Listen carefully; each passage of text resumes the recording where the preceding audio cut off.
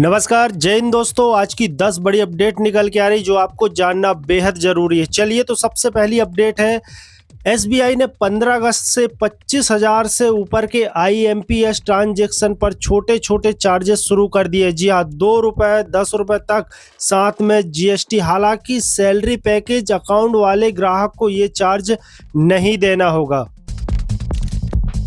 बात करते हैं अगला बड़ा अपडेट का। जी हाँ, ये भी एसबीआई की तरफ से। अगर आपका लोन एसबीआई में है तो खुश हो जाइए। जी हाँ, एसबीआई ने एमसीएलआर रेट 5 बेसिस पॉइंट घटा दिया है। जी हाँ, अब रेंज 7.90% से 8.85% सीधा फायदा होगा आपको मिलेगा ईएमआई में, यानी अब थोड़ी राहत की सांस आप लोग ले सकते हैं।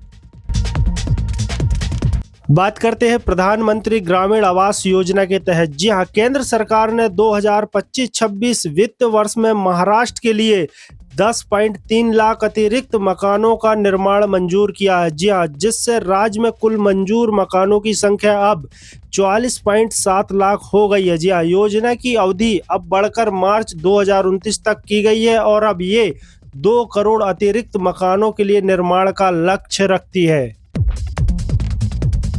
इसी के चलते बड़ा अपडेट निकल के आ रहा है, लखनऊ में आयोजित रोजगार महाकुंभ 2025 का तीसरा और अंतिम दिन हुआ है। जी हाँ, जहां देश विदेश की निजी कंपनियों ने कुल 16,892 युवा उम्मीदवारों को नियुक्ति पत्र दिए हैं। जी हाँ, इस योजना का उद्देश्य बेरोजगार युवाओं को निजी क्षेत्र में अवसर प्रदान करना है और उनकी जीवन गुणवत्ता में सुधार लाना है। सरकार भविष्य में इस तरह की और आयोजनों का आयोजन करने की योजना बना रही है। चलिए बात करते हैं, पंचायत चुनाव से पहले निर्वाचन आयोग को नया भवन मिलेगा। जी हाँ, 2026 की पंचायत चुनाव से पहले यूपी सरकार ने राज्य निर्वाचन आयोग को एक आधुनिक और सुविधा संपन्न भवन सौंपा है। जी हाँ, इसका उद्देश्य आयोग कार्यशैली को बेहतर बनाना और लोकतंत्र की प्रक्रिया को पारदर्शी व सुलभ बनाना है।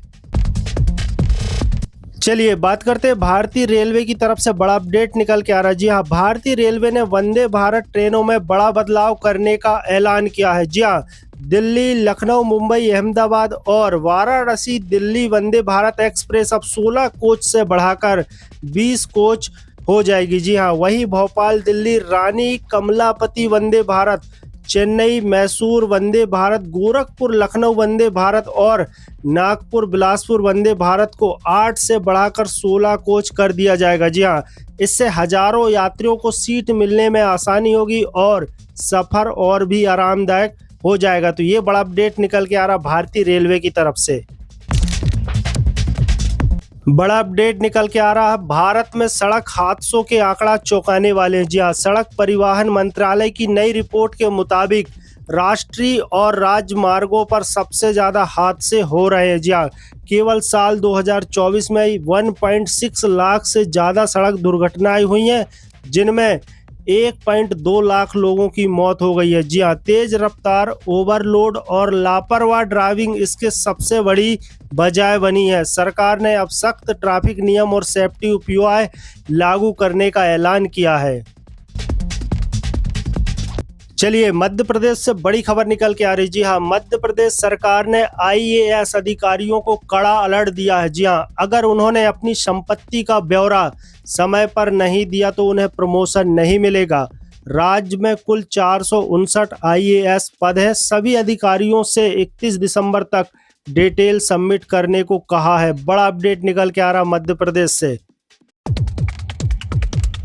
चलिए बात करते हैं बैंकों की। जी हाँ, सितंबर 2025 में बैंकों में 10 दिन की छुट्टियां होंगी। जी हाँ, जिसमें गणेश उत्सव, ईद और नवरात्र जैसे प्रमुख त्यौहार शामिल हैं।